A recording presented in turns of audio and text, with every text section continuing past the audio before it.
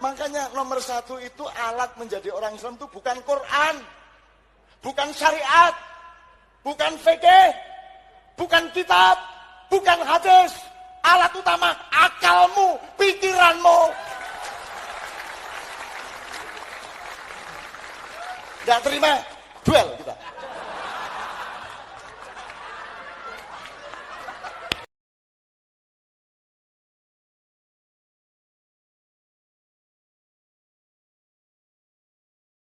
Tapi ada orang, dia merasa dengan akalnya dia bisa. Lalu dia merasa tidak perlu taat kepada syariat Allah. Bahkan ingat, Allah beri kita akal itu untuk menerima syariat. Bukan untuk mengotak-ngatik syariat. Karena akal kita ini, pikiran kita ini, kalau berhadapan dengan syariat, dia hanya sebatas buang angin saja, tak bisa dikalahkan. Contoh, ada orang mau sholat, baru aja takbir, buang angin. Berwuduk lagi atau tidak? Wuduk, yang dicucinya apa? Anggota wuduk atau tempat buang angin? Menurut akal, apa hubungan anggota wuduk dengan tempat buang angin? Justru tempat buang itu tak ada dicuci dia sama sekali. Tak ada dicuci. Dia berwuduk, muka, tangan, kaki. Tempat keluar angin, tidak dicuci dia. Seharusnya, apa hubungannya seharusnya tempat buang angin itu yang dicuci. Tapi kalau kita lihat ada orang buang angin, mau kemana? Buang angin pak. Tak beruduk, dah pak. Saya cuci aja tempat buang angin gitu. Lalu dia sholat, apa dikata orang?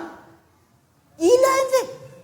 Lihat, ketika akal itu ingin menentang syariat, baru bab buang angin saja, sudah kayak orang gila dia pak. Lalu bagaimana dunia yang besar ini, problem hidup yang besar ini, yang Allah katakan wa in tanaza'tum fi syai'in farudduhu ila Allah wa rasulih. Apabila kalian berbeda pendapat tentang suatu, kembali kepada Allah dan Rasul. Dia ingin kembali kepada pikirannya. Mana yang lebih gila? Akal. Akal alat untuk menerima syariat.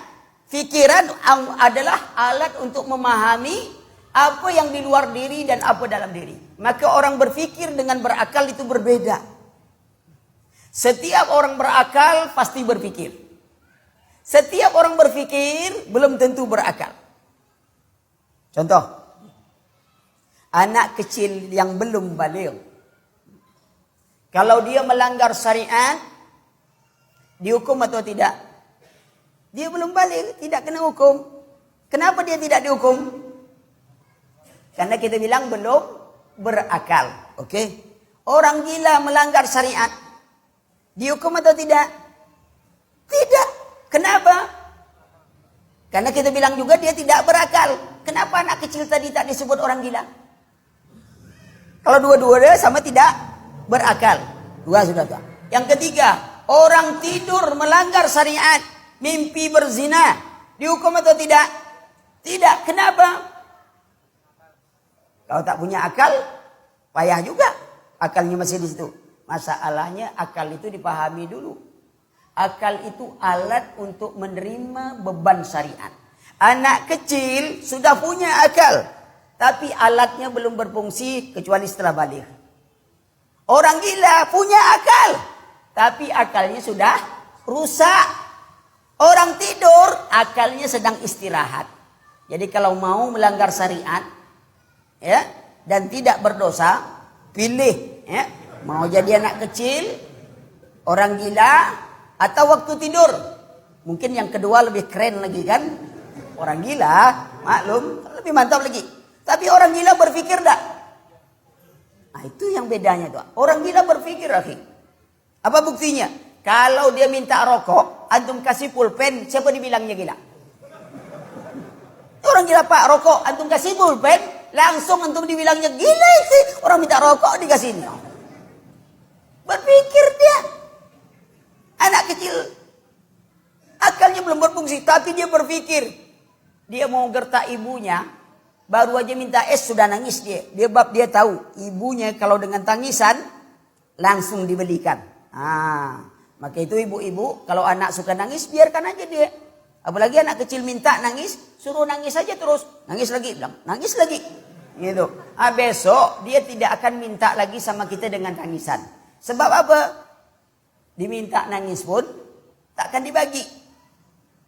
Tapi kalau dia sudah dapat sekali saja menangis dan ibunya ketakutan, udah baru tunjuk saja dia nangis dia tuh. Ya, itu ada. Kembali kita. Jadi Allah berikan pikiran, hati untuk memahami ayat Allah, mendengar ayat Allah, penglihatan agar hidup kita ini dilakukan untuk taat kepada Allah Subhanahu wa taala. Ketika manusia punya hati tak mau memahami agamanya, punya pendengaran tidak mau mendengarkan ayat Allah, punya penglihatan tidak melihat keagungan besar Allah, hidupnya tidak dilakukan untuk taat kepada Allah.